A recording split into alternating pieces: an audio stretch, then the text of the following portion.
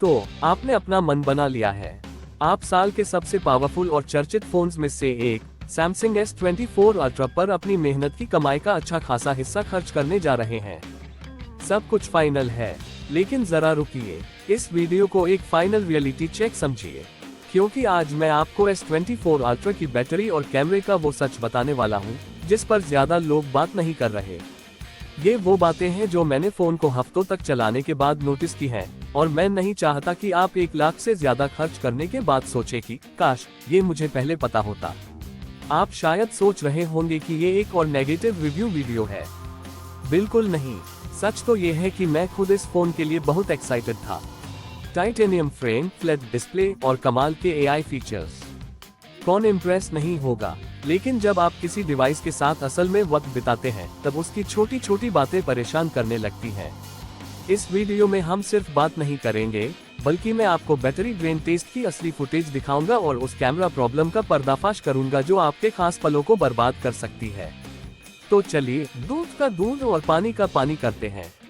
इससे पहले कि हम कमियों पर बात करें, ये साफ कर दूं कि S24 अल्ट्रा ज्यादातर मामलों में एक शानदार फोन है। इसकी 6.8 इंच की डायनेमिक एमोलेड 2x डिस्प्ले वाकई कमाल है। धूप में 2600 निट्स की ब्राइटनेस बहुत काम आती है और इसकी एंटी रिफ्लेक्टिव कोटिंग तो सच में एक गेम चेंजर है, खासकर जब आप बाहर वीडियोस देख रहे हो। इसका नया टाइटेनियम डिजाइन न सिर्फ हाथ में प्रीमियम लगता है, बल्कि फोन को S23 अल्ट्रा से हल्का भी बनाता है। और परफॉर्मेंस, स्नैपड्रैगन 8 Gen 3 प्रोसेसर के साथ ये फोन मक्खन की तरह चलता है। आप हैवी गेमिंग करें, 8K वीडियो एडिट करें या दर्जनों ऐप्स के बीच कूदते रहें, ये फोन कभी हौंकता नहीं है। मैंने इस पर घंटों गेमिंग की है और परफॉर्मेंस ड्रॉप महसूस नहीं हुआ। तो अगर आपकी प्राथमिकता सिर्फ रॉ पावर और एक बेहतरीन डिस्प्ले है तो आप निराश नहीं होंगे। लेकिन कहानी का असली मजा तो अब शुरू होता है। अब बात करते हैं उस पहली बड़ी सच्चाई की जिसके लिए आप यहाँ हैं, बैटरी लाइफ। कागज पर की बैटरी दमदार लगती है और ज्यादातर रिव्यू यही कहेंगे कि ये पूरे दिन आराम से चलती है। और हाँ, हल्के फुल्के इस्तेमाल में ये चल भी जाती है। लेकिन जब आप इतना महंगा फोन लेते हैं तो आप उसे सिर्फ कॉल करने के लिए तो नहीं रखते हैं ना।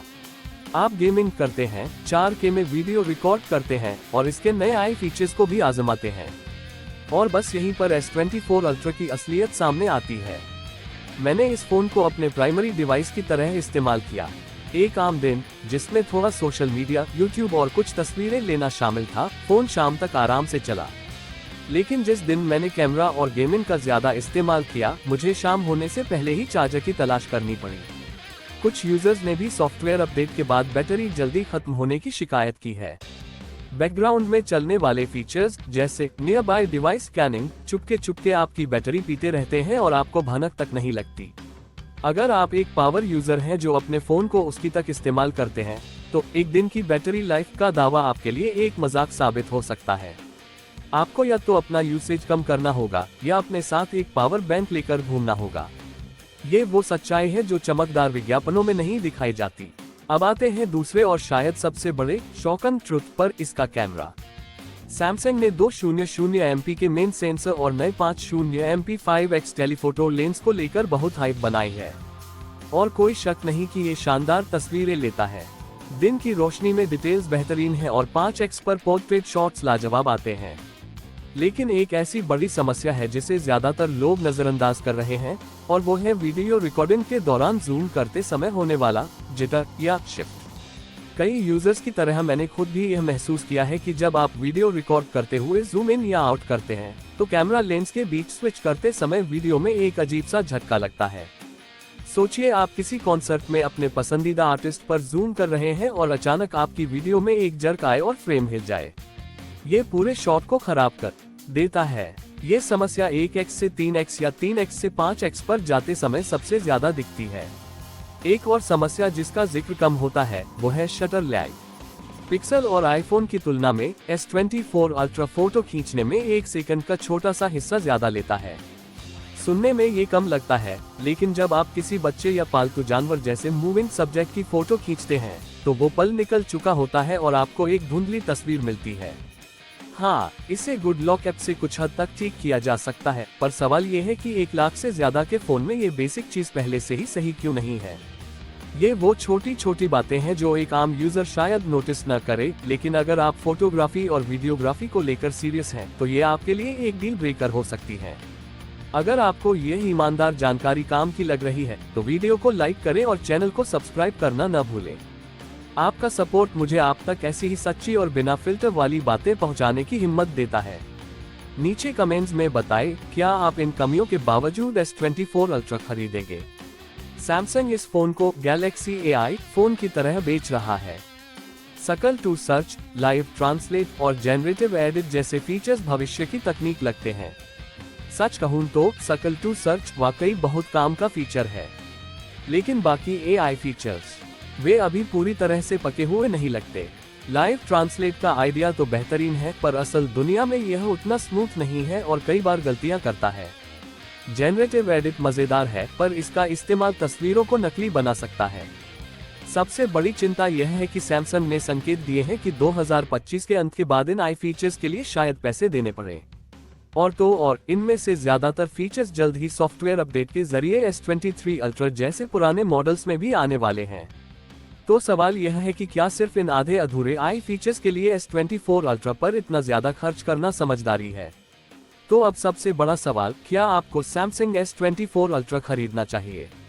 इसका जवाब सीधा नहीं है, यह आपकी जरूरतों पर निर्भर करता है। आपको S24 अल्ट्रा खरीदना चाहिए अगर पैसा आपके लिए बड़ी बात नहीं है और आपको हमेशा लेटेस्ट और बेस्ट फोन ही चाहिए। आपके लिए एक फ्लैट डिस्प्ले और एंटी रिफ्लेक्टिव स्क्रीन बहुत जरूरी है। आपका इस्तेमाल हल्का फुल्का है और आप एक पावर यूजर नहीं हैं। आप 5x जूम पर बेहतरीन क्वालिटी के पोर्ट्रेट शॉट्स लेना चाहते हैं, क्योंकि इस मामले में यह S23 अल्ट्रा से बेहतर है। आपको S24 अल्ट्रा छोड़कर S23 अल्ट्रा के बारे में सोचना चाहिए अगर आप एक पावर यूजर हैं और आपको एक ऐसी बैटरी चाहिए जो बिना किसी टेंशन के आपका पूरा दिन निकाले। आप वीडियोग्राफी को लेकर गंभीर हैं और जूम के दौरान वीडियो में झटका लगना आपके लिए एक बड़ी खामी है। आप एक बेहतर वैल्यू फॉर मनी डील चाहते हैं। S23 अल्ट्रा की कीमत अब काफी कम हो गई है और परफॉर्मेंस में यह आज भी दमदार है। आप AI फीचर्स के लिए एक्स्ट्रा पैसे नहीं देना चाहते, क्योंकि वो जल्द ही S23 अल्ट्रा में भी आने वाले हैं। एक बात और, लॉन्च के समय S24 अल्ट्रा के डिस्प्ले में रंग थोड़े फीके दिखने की समस्या थी, जिसे सैमसंग ने अब सॉफ्टवेयर अपडेट के जरिए ठीक कर दिया है। तो नए खरीदारों को इसकी चिंता करने की जरूरत नहीं है।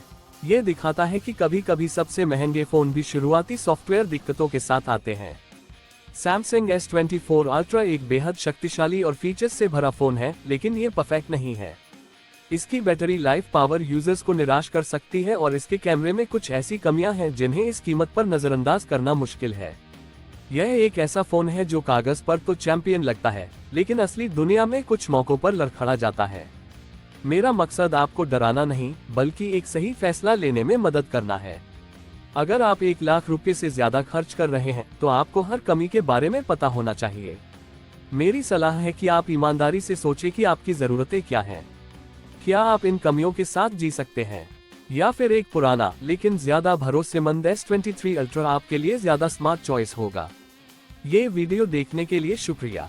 मुझे नीचे कमेंट्स में जरूर बताएं कि आपका अंतिम फैसला क्या है। मिलते हैं अगले वीडियो में।